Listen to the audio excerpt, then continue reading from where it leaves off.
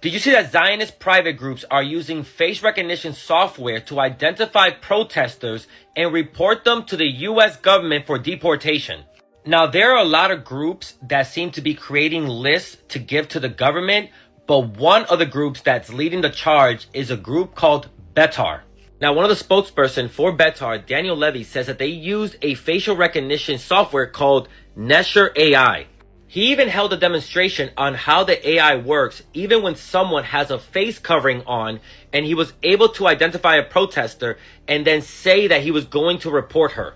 And on one of the lists that Betar put together using some of the software, Khalil's name was on it, and they bragged that these lists were going to officials, including Secretary of State Marco Rubio.